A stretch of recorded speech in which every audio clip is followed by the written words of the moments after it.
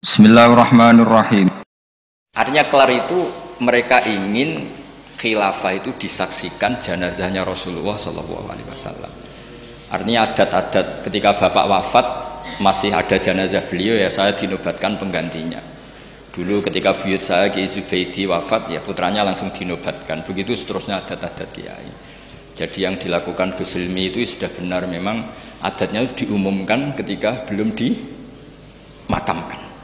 Adat-adat di Jawa, terus nikah masih di depan jenazah itu juga ada padanannya, bahwa orang-orang yang spesial ini meskipun sekarang sudah jenazah ikut menyaksikan. Ini penting kalau aturakan supaya berapapun kadarnya itu ada padanan yang pernah dilakukan Rasulullah SAW. Kalau dalam bahasa qiyas ilhaqun nazir bin nazir, yang mirip-mirip. Kalau kepengen santri-santri ngertos ukuran baik niku saged ngambil sikap adnal halat. Adnal halat itu sikap paling rendah. Karena agama ini butuh nilai minimal. Kalau bolak-balik kampanye agama ini butuh nilai minimal. Terus jenengan ampun bayangno dunya niku ideal. Suwe-suwe dadi khawarid. Khawarid itu bayangno dunya iku ideal sampai Nabi mau digugat. Terus lane kiai-kiai yo do saenake dhewe ono sing rokokan, wong Gus Samit ya. Kula teng Gus Dar merokokan mawon. Niku nggih kula dalil yo ora tau menang. Kula Mbah Nafek niku rokokan terus. Kula mboten rokokan, dinyek. Rokok iku cara kowe piye? Nggih, mboten wani ngukumi Mbah. Wis misale cara kowe haram iku bener aku. Ning dinggon barang haram diobong. Dadi umpama haram bener aku. Jadi rokok itu haram, berhubung haram dobong.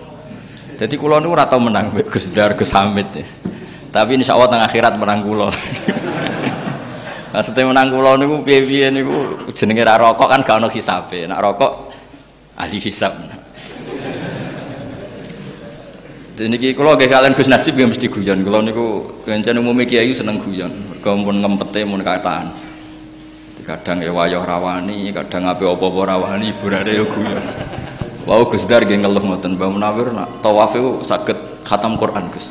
Tapi hiburane garwane kathah. Lah kula niki mboten. Terus niki keluarga standar nggih karena riyen Mbah Munawir ngaos Mbah Soleh Darat. Mbah Soleh Darat niku nate ngaos buyut kula ke-8, namine Mbah Soleh Asnawi Sepuh. Niku buyut kula ke-8 apa pinten. Mbah kula kandung namanya Fatimah, gada ibu Sofia, Hafsah, Maksum, Soleh. Terus niki dzurriyatam ba'duha napa? Mimbat. Terus nggih biasa mawon semua saling menghormati. Terus kula pas niku jagungan kalian Mbah Nafek, kalian Mbah Muat. Niku nggih pernah sepuh sedanten. Jadi Mbah Muat nggih ngoten.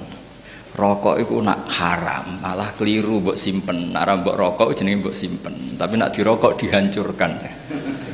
Berarti sing muni haram kudu rokok, perkarane menghancurkan. Terus ora tau menang lah pokoke secara debat itu. Tapi ini penting kalau aturaken kula jek eling dawuh Mbah Mun. Wong iku kudu maklumi sing wis ana, sementing gak haram ora maksiat. Kok nek kowe darani rokok haram, gak darani kiai-kiai sing rokok fasik. Padahal Mbah Makhrus itu ya rokok. Mbah Mun mboten rokok, ngaramno santrine rokok rawani mergo eling Mbah Makhrus. Lah kula akhire yo anut Mbah Mun, santri kula sing rokok niku kathah, padahal kula mboten rokok. Angger ape ngaramno kuwi eling Mbah Makhrus, Gus Najib, Gus Hamid. Terus kaya minoritas kula. Dadi akhire kiai wedi santri nggih kula niki. Mergo santriku mirip kiaiku, mirip guru-guruku. Meskipun miripe iku dalam hal nembe rokoke. Akhire nggih mboten wani. Kula namung badhe cerita nggih. Kula suwun dzurriyah saking Mbah Munawir iku gadah watak asobiah. Asobiah niku yang positif, tapi tentu yang positif. Kula riyen ngapal Al-Qur'an niku mboten nate diutus bapak. Bapak kula Ki Nur Salim niku akrab sangat kalian Gus Najib, seniore Gus Najib. Riyen ngaos teng Mbah Dullah, tapi sederenge mun hafal Qur'an saking dalem, saking keluarga, saking Kiai Zubaidi. Riyen Mbah Dullah kira amasyura nate ngaos Ki Said Sampang. Di antara ya, dulu nggak ada guru tunggal karena Indonesia berlimpah tiang alim, tiang hafid. Jadi buatan enten negara barokah kados Indonesia. Kalau jeeling dawuh Mbah Mun, niki kalimat itu tidak saya rubah sama sekali. Bahasanya begini Mbah Mun. Hak Andalusia iku nggoling. Andalusia itu sing riyen nate ono Ibnu Malik, wonten Imam Qurtubi sing ngarang kitab Imam Syatibi itu termasuk tiang Qurtubah. Sing nadzomaken qiraah napa? Sab'ah nggih Khirzul Amani sing dipakai Mbah Munawir mau Sab'ah niku berdasar kitab Khirzul Amani, terkenal Nazmus Syatibiyah. Sing terus diringkas Kiai Arwani dados Faidul Barokat kesi. Niku dawuhe Mbah Mun niku. Kula cek eling kalimat unik. Pangeran gak terima nak sing maca tasbih kurang, mulane gawe Demak Bintoro. Redaksinya begitu, pangeran gak terima nak sing maca tasbih kurang ning Eropa, ning Andalusia, ning Spanyol mereka. Pangeran gawe Demak Bintoro. Jadi lan jelas sakniki niku kesampaian. Riyen ketika Andalusia niku kathah tiyang alim, niku nggih do sanget ngarang kitab. Wong roh kabeh wonten Ibnu Malik ngarang Alfiyah. Wonten Imam Syatibi ngarang nadzuman apa qiraah Sab'ah. Begitu luar biasa cara nazumkan sampai jadi keramat. Niku ditawafno 1000 kali kitab Syatibiyah. Terus ditiru Mbah Munawir tawaf sak khataman. Terus ditiru putune mau cerita tok dereng lampahi. Tapi iki lumayan buron cerita. Niki mboten gojlok Gus Dar lah, kula mau digojlok mboten saged males. Tapi kula akrab lah, kula hormat betul sama beliau. Tapi ini kalau cerita, tadi ciri utama agama niku saling diwaris. Riyen bapak kula mboten nate ngenten kula hafal Quran, tapi ngendikane mung ngeten tok. Hak kena hafal Quran iku mateni obor. Sebenarnya anak merapal luwih duwe alasan. Wong bapakku ora apal. Dadi angger bapake alim, anake alim, putune alim ku gampang, anake ku tertekan terus lah, kan gak ada alasan. Nek bapake alim, anake maklaran, wis enak lah, putu niku mun kepenak lah. Mereka pas bapak wis maklaran. Jadi sanad itu harus kita jaga. Karena kalau seneng zuriyah Kiai Munawir itu sih betul Quran. Meskipun betul Quran bentuknya nggak harus hafal ya. Wonten sing khidmah binati yang sing macam-macam. Riyen nggih teng dunia Gus wonten Gus Me, wonten Gus Nasi, wonten ya banyak lah Gus-gus yang binati yang macam-macam. Teng politik ya riyen Gus Wahid nggih politik, Gus Dur nggih Mbah Mun piyambak gadah putra Gus Yasin. Yang penting niku gadah mental bina napa? Masyarakat. Wasiat yang sering diulang-ulang oleh Mbah kula niku suatu saat ini yang diceritakan Imam Ghazali, suatu saat ada abid zahid alim. Karena kumpul wong mangkel sering kecewa terus uzlah teng dhuwur gunung. Wiridan suwenak ra kumpul wong lak ribet. Kula niku mulane terkenal alim asline nggih risi tapi nggih seneng.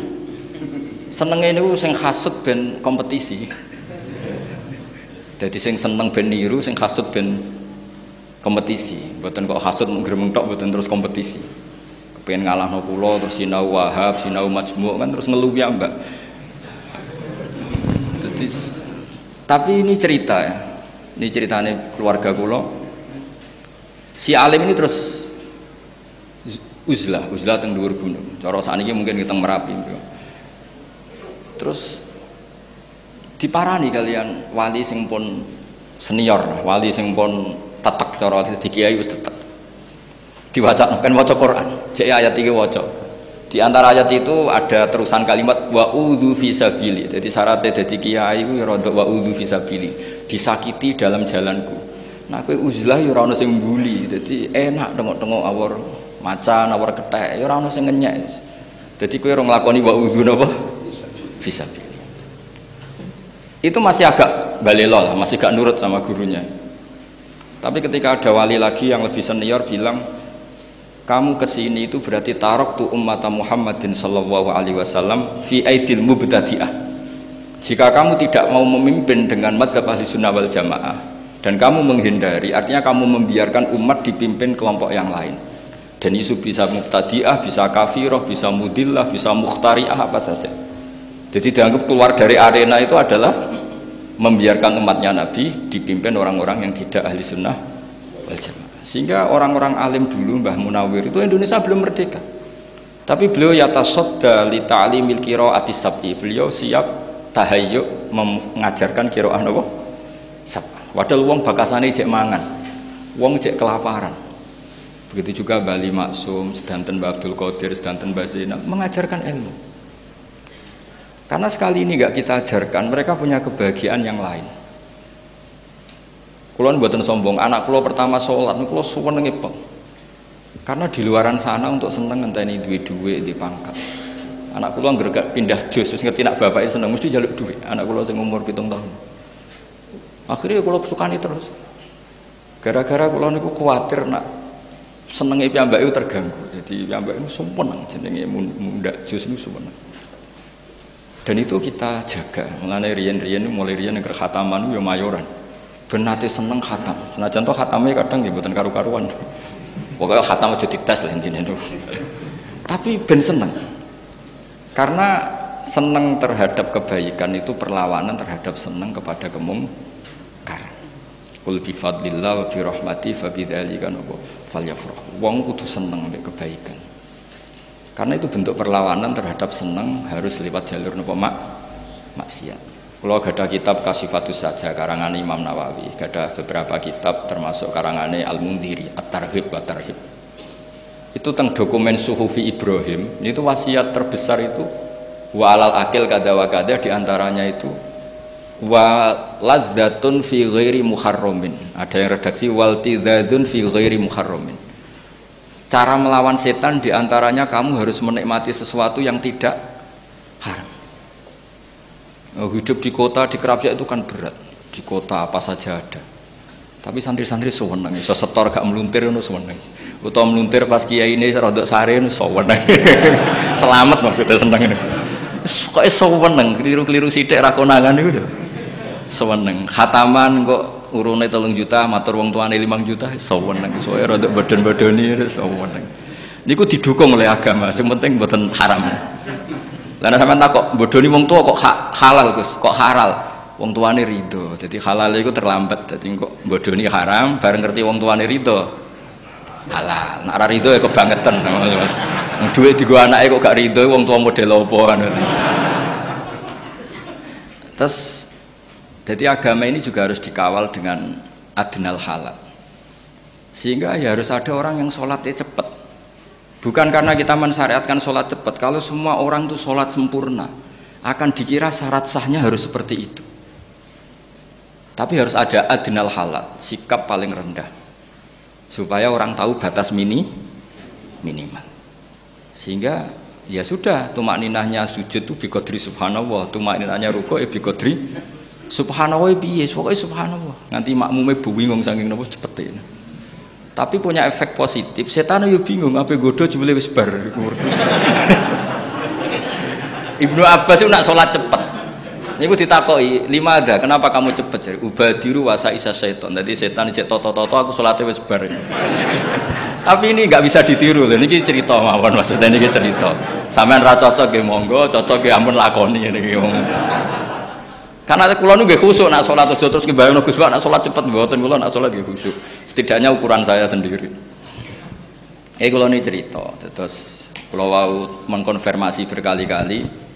Wingi sing lepas Gus Najib, Kiai Najib niku Gus Hilmi, dan dipersaksikan di depan orang banyak, ya tentu waris-warisnya bertanggung jawab semua, termasuk Gus Hamid, Gus Masudi dan semuanya. Kalau tak cerita sekedap, itu tradisi leluhur. Orang Jawa itu kalau mau nikah setengah bulan maupun 1 bulan, kok keluarganya bapaknya meninggal itu kan diakadkan di depan jenazah. Itu dulu Rasulullah SAW ketika intaqala ila rafiqil a'la, bahasa halusnya meninggal untuk Nabi itu nama intaqala ila rafiqil a'la, sudah pindah ke alam ar-rafiqil a'la. Itu pemaknaan ar-rafiqil a'la itu kita tidak pernah tahu, tapi sudah Nabi masyhur. Di antara kalimat yang terakhir beliau lafadzkan adalah Allahumma ar-rafiqal a'la. Kemudian Sayyidah Aisyah ngendikan idzan la yakhtaruna, kalau begitu Nabi gak milih kita tapi milih ar-rafiqal a'la. Ya kira-kira maknanya itu apa ya? Ya pokoknya begitu alamnya Allah Ta'ala sana di. Itu Nabi saya hitung, pernah tak hitung, wafat sekitar jam 10 siang hari Senin. Itu dimakamkan malam Rebu. Kalau kita menghitung itu berarti Senin, Selasa, Rebu. Tapi itu hitungan yang keliru. Kenapa keliru? Karena dengan menghitung seperti itu seakan-akan Nabi itu nyuwun sewu Sahabat itu tidak melakukan syariatnya Rasulullah SAW, yaitu asri'u bil janazah. Janazah harus dipercepat. Tapi sahabat itu ngadepi sesuatu yang luar biasa, yaitu siapa pengganti Rasulullah. Rasulullah itu andaikan diganti Nabi Ibrahim saja itu masih kurang karena beliau Sayyidul ya, diganti Nabi Musa pun masih kurang karena Nabi ini ketua Sayyidul Anbiya. Apalagi nyuwun sewu terima diganti seorang sahabat. Itu tidak gampang.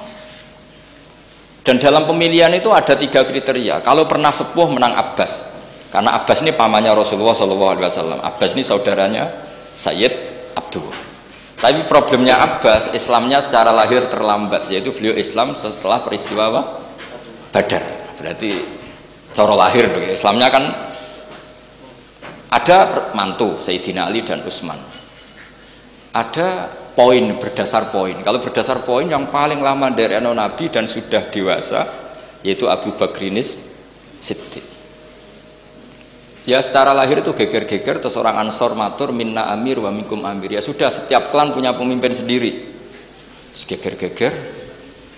Dan mereka ingin bahwa pergantian itu disaksikan setidaknya oleh jenazah Rasulullah SAW. Akhirnya rembuk-rembukan, terus Sayyidina Umar ini ketika ada rapat beliau datang. Siapa di antara kalian yang siap memimpin komunitas masyarakat? Wa fihim Abu Bakar. Yang diantara yang kalian pimpin itu ada yang bernama Abu Bakrinis Siddiq.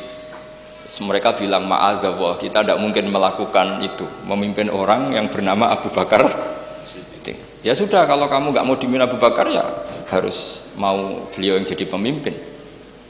Dan dulu orang masih waras sewaras-warasnya. Betul itu. Ukurannya itu unik. Kalau orang sekarang pasti menolak. Inna Rasulullah sallallahu alaihi wasallam radhiyalahu lidinina. Fanardo li amri dunyana. Ini Abu Bakar ketika Rasulullah masih sugeng disuruh mimpin sholat. Sholat itu luar biasa dan ibadah terbaik. Itu saja disuruh memimpin Abu Bakar. Apa meneh terima urusan dunia? Kalau ukuran itu dipakai sekarang mesti nggak mau semua. Iso wae sholatnya khusyuk tapi ora rohan, mesti kemana-mana lah. Tapi kalau dulu itu dipakai ukuran. Rasulullah itu ridho Abu Bakar menjadi pemimpin sholat. Dan sholat kayak apa posisinya dalam Islam? Imaduddin. Sholat adalah al-munajat, sholat adalah mi'raju arwahil mu'min. Luar biasa lah status itu saja dipimpinkan, disuruh mimpin siapa? Apa meneh terima urusan ini. Akhirnya mereka ridho semua dipimpin Abu Bakrinis Siddiq. Kelar. Artinya kelar itu mereka ingin khilafah itu disaksikan jenazahnya Rasulullah SAW. Artinya adat-adat ketika bapak wafat masih ada jenazah beliau ya saya dinobatkan penggantinya. Dulu ketika buyut saya Kiai Zubaidi wafat ya putranya langsung dinobatkan. Begitu seterusnya adat-adat kiai. Jadi yang dilakukan Gus Hilmi itu sudah benar, memang adatnya diumumkan ketika belum dimakamkan. Terus adat-adat di Jawa, terus nikah masih di depan jenazah itu juga ada padanannya bahwa orang-orang yang spesial ini meskipun sekarang sudah jenazah ikut menyaksikan. Ini penting kalau aturakan supaya berapapun kadarnya itu ada padanan yang pernah dilakukan Rasulullah SAW. Kalau dalam bahasa qiyas ilhaqun nazir bin nazir yang mirip-mirip. Nah, kenapa kulo fanatik seperti itu? Karena agama ini yang miliknya Allah Ta'ala. Niku ngendikane Nabi nggih wattaba'tu millata abai Ibrahim wa Ishaqa wa Yaqub. Padahal hadat din dinullah, hadat din dinul Islam. Tapi wong ben asobiah niku nyebut aku ora ngarah kafir. Wong bapakku nabi, bapakku kiai. Dadi cara putu Mbah Munawir aku mesti njaga Quran. Mung iku Qurane mbahku.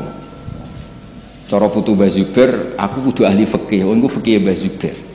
Makanya ada istilah ini makhraj Mbah Munawir, makhraj Mbah Arwani. Padahal makhraj itu kan milik Rasulullah SAW. Karena mutalaqqan min afwahil masyayikh, syekhon an syeikhin, jilan an jilin, kabiron an kabirin. Tapi dengan diistilahkan ini makhrajnya Mbah Munawir, ini makhrajnya Mbah Arwani. Keluarganya harus menjaga karena ini milik keluarga. Agama juga gitu, semua nabi nak ngendikan millata abai. Ini agama leluhur kami. Tuhan juga sama, Allah itu milik kita semua. Tapi kena donga kudu muni Rabbi, pangeran ingsun, seakan-akan kamu itu memiliki sendiri. Enggak boleh pas kamu bilang Rabbi terus malaikat enak pangerane wong akeh mbok aku dhewean. Enggak boleh seperti itu. Kalau malaikat gitu tak kon ngaji lagi.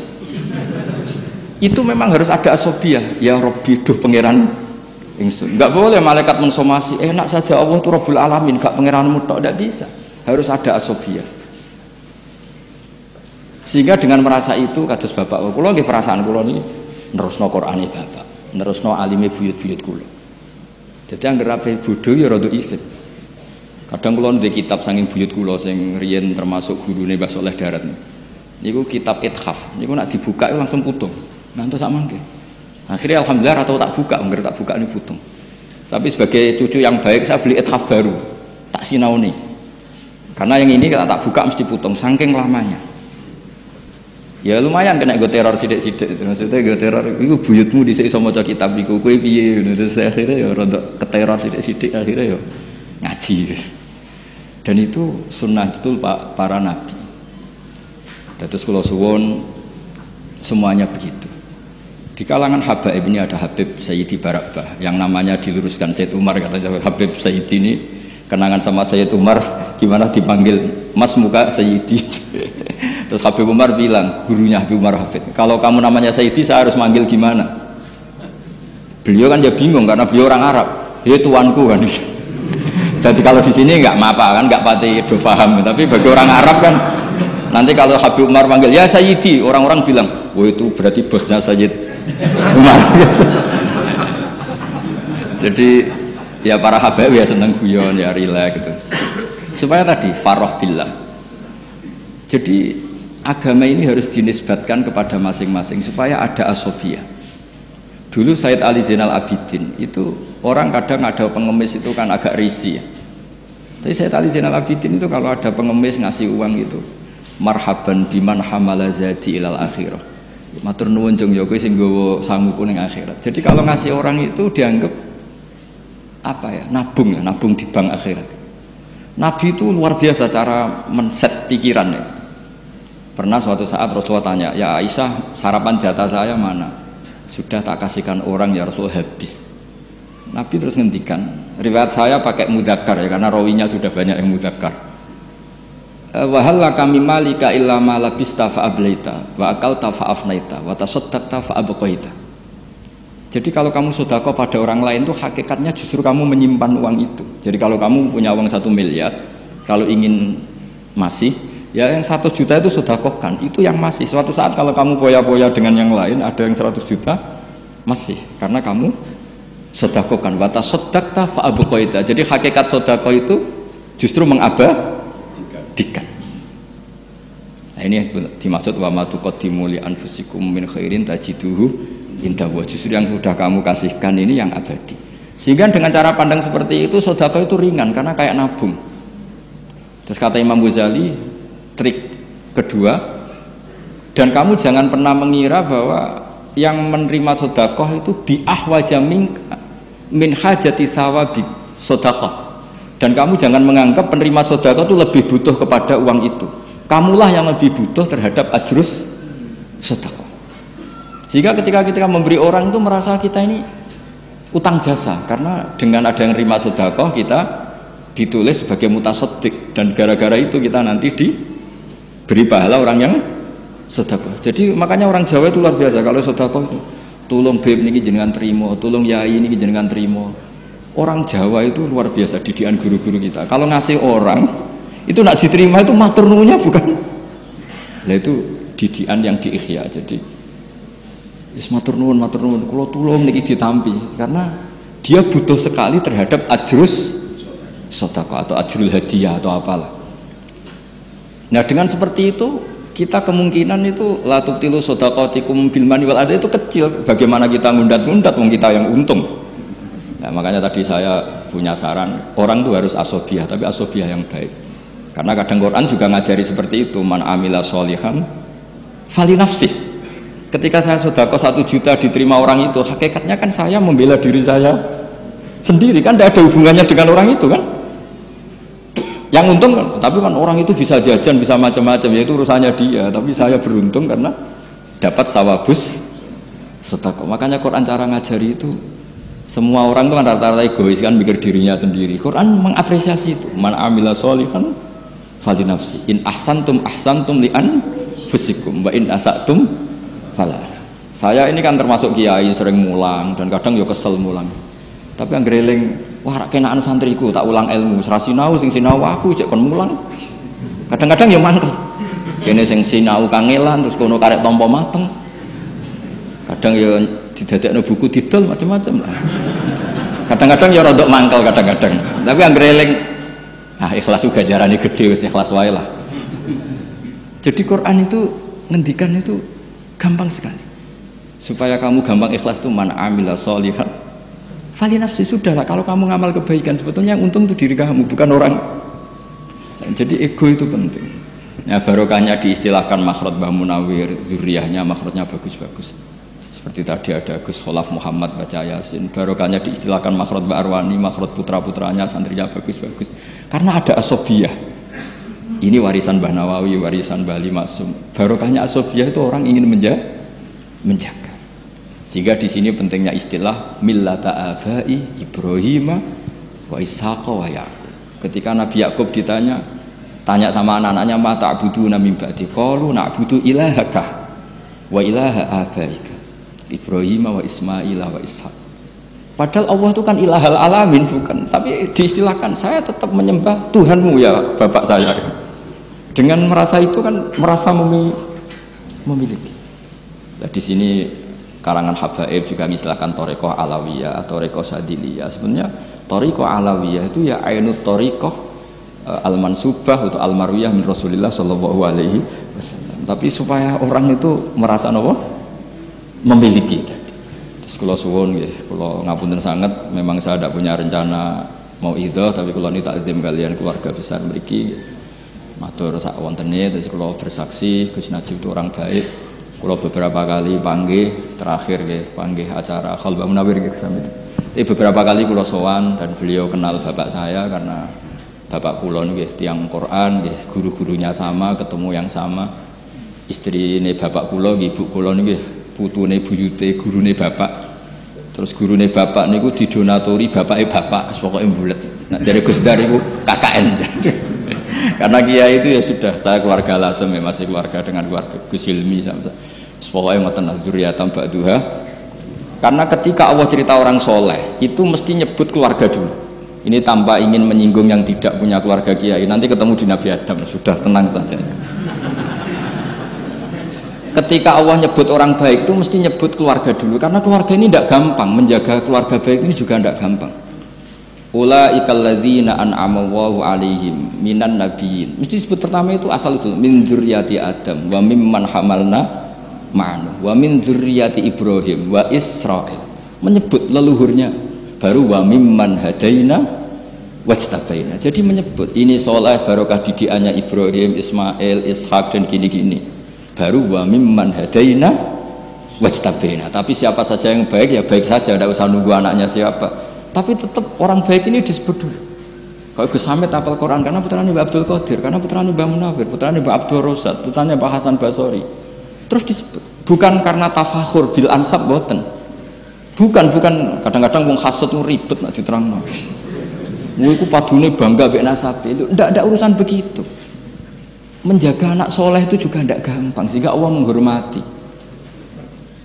Sehingga ketika ada seorang hulam yang punya kanzun min kunuzi dahab itu dibela-bela Nabi Khidir, alasannya mau wakana abuhuma sholihah, diregani. Makanya kenapa kita mencintai habaib, karena meregani Kanjeng Nabi. Semua orang itu mesti disebut duriyahnya dulu. Itu semua misalnya kul amanna billah terus wa unzila terus wa Ibrahim wa Ismail wa Ishaq wa Yaqub wal asbat itu disebut. Sehingga kalau kita ini setiap Allah cerita orang baik itu mesti nyebut asal usulnya dulu sebagai bentuk penghormatan kayak tadi yang masyhur ulaikal ladzina an'ama Allahu 'alaihim minan nabiyyin min dzurriyyati Adam wa mimman hamalna. Karena Nabi Nuh ini berhasil mensterilkan kekafiran. Iya kan, setelah Nabi Adam ngosong bulat banyak. Ketika peristiwa Nuh semuanya orang itu mati kecuali orang 80 yang ikut. Jadi generasi kita ini sebetulnya sudah istilahnya agak Bani Adam lagi sebetulnya, zuriyataman hamalna man. Makanya istilah kita ini dua kali disebut Quran, kadang disebut ya Bani Adam, kadang disebut zuriyataman hamalna man. Karena fase kedua ini kita sudah dengan atas nama zuriyataman hamalna man, dan itu steril sudah nggak ada yang min auladil kufar. Makanya disebut min dzurriyyati Adam wa mimman hamalna ma'an. Disebut lagi wa min dzurriyyati Ibrahim wa Israil. Israil nama lain dari Nabi Yakub. Mboten Israil sing sakniki mboten menapa. Terus wa mimman hadaina wajtabaina. Terus kita cerita nasab itu bukan tafakhur, tabahi yang mentahkir, menghina nasab lain itu mboten. Ngergani leluhur. Ya apa ngergani wong lain wis ribet golek donya dagang, anake kene diulang Quran. Bareng kira asap ameh mati, sanake kene diulang kira napa? Sab'ah. Kadang ya mangkel, kula riyen diulang sab'ah niku kalian bapak diwarai yo kadang mangkel gopo ngono, tapi saiki jebule penting. Penting terus dadi alim ya lumayan, ana sing ngurmati, ana sing nyucup ya lumayan, tapi maksudnya dhisik ku iso gopo. Tapi gara-gara tadi, tapi misalnya orang tua kita terus gak gelem ngajari sedimbarno cul-culan, mungkin kita sudah jadi ya segitulah, sudah gak usah dijelaskan gitu. Nah, gara-gara itu orang tua kita ini diregani oleh Allah Subhanahu wa ta'ala. Wa kana abuhuma sholihah, itu dihormati. Itu dalam kitab Sayyid Muhammad diterangkan, padahal itu Abu Sabek, mbah ketujuh. Lu ya coba efek dari Mbah Munawir itu cucu keempat kelima masih dihormati. Efek dari Mbah Hasyim juga gitu. Apalagi Rasulullah SAW duriannya sampai kapanpun kita hormati. Makanya diantara ciri khas mazhab ahli sunnah itu wa nuhibbu ahlal bait wa nukrimu ahlal bait wa nukrimu jami'as sahabah wa nukrimul masyayikh wa nukrimu semuanya, menghormati para guru, para. Jadi ingat ya, saya mohon teman-teman yang baca Quran itu entah berapa kadarnya diangen-angen. Ternyata kita pernah disebut dua kali. Pertama ya Bani Adam, tapi setelah itu habis. Yang masih hanya sama Nina yang ikut hamalna ma'an. Makanya wa ayatul lahum anna hamalna dzurriyyatahum fil fulkil mashhun, itu maknanya zamanat tufan. Apa zamanat tufan? Ketika zamanat tufan semuanya habis kecuali orang 80 yang ikut perahu Nabi Nuh. Makanya disebut di surat Isra kita ini disebut dzurriyyataman hamalna ma'an. Dan tadi wa mimman hamalna ma'an, terus wa min dzurriyyati Ibrahim wa Israila, terus wa mimman hadaina wajtabaina. Terus kula suwun apa nggih penghormatan pada Gus Najib, nggih jenengan dongakno anak putu sedanten santri sedanten niru jejak-jejak menapa para beliau. Wattaba'tu napa? Wattaba'tu lan anut sapa ingsun millata abai, ing tradisine leluhur-leluhur ingsun. Ya kudu ana anute, kiai ini hafal Quran ya hafal. Kiai ini lanya ya melok lanya. Anak urung iso iku ya kiai ini rokok ya ora roh lah itu jadi cara kaidah fikih malah yudraku kulluh la yudraku kulluh. Nek ora iso anut sing berat-berat ya anut sing ringan-ringan. Tapi niku kadose mboten rokok donten mboten. Tapi kula namung critani madzhabe Mbah Mun. Kiai iku kudu ana sing nyontoni adnal halak. Mbah Mun nyontokno dirinya sendiri. Aku nak salat ku akhir. Baru kayak Mbah Mun salat akhir, orang tahu bahwa setengah telu iku jek oleh salat zuhur. Andai kan semua orang sholat awal waktu, nanti era entah cucu kita nganggep waktu sholat yo awal tok, tengah ra oleh nguri. Nah, baru kayak kiai sing sholat akhir. Akhirnya wong ngerti yo batas akhirnya ngono. Ya sanate jelas. Kula nak sholat yo cepet, ben wong roh nak sholat ora kudu ngene iku. Sing suwi ora kudu ngene iku, cepet yo oleh.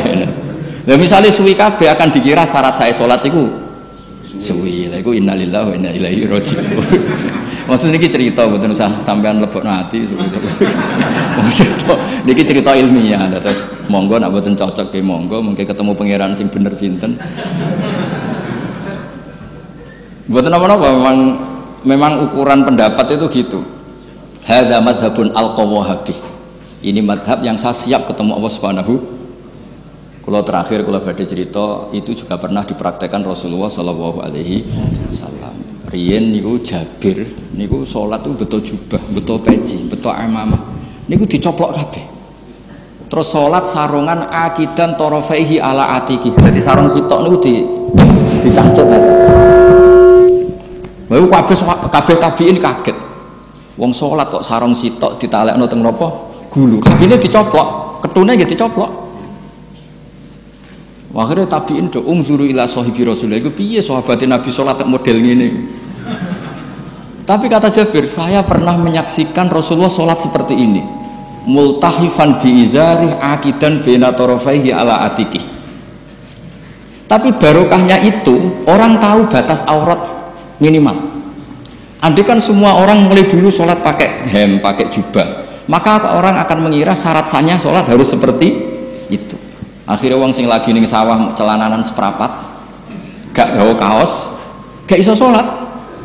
Tapi barokah itu akhirnya wong ning sawah wis celananan seperapat ngisore dengkul udele ra ketok wis salat. Ning galeng wis muga-muga tampa pangeran. Itu barokahnya pernah dipraktekkan Jabir, yaitu akhirnya ditemukan aurat itu batasnya mana? Mabena surah ilar. Andekan mulai dulu gak ada sholat seperti itu, tidak diketahui batas minimal aurat. Nah, barokahnya sholat akhir kayak Mbah Mun itu diketahui, oh akhir waktu itu begitu. Ada batas akhir. Nah, Dewi Mbak Mun aku yo ngerti hadis awal waktu fadlullah, nak tengahan rahmatullah, guri afwullah. Yo ngerti wong aku kiai ora ngerti jare. Apa? Tapi yo wis giling-gilingan nak salat ora kudu ning apa. Terus di murid kados kula sanad sing gampang-gampang mawon ngono. Terus di penggemar kok jenengan wis padha wae lah. Dadi sebenarnya iki cerita rileks guys, pokoke mugi-mugi sedanten muyasar guys, pokoke ala inna auliya wa ila khaufun alaihim wa lahum yahzanu lahumul busyra fil hayatid dunya napa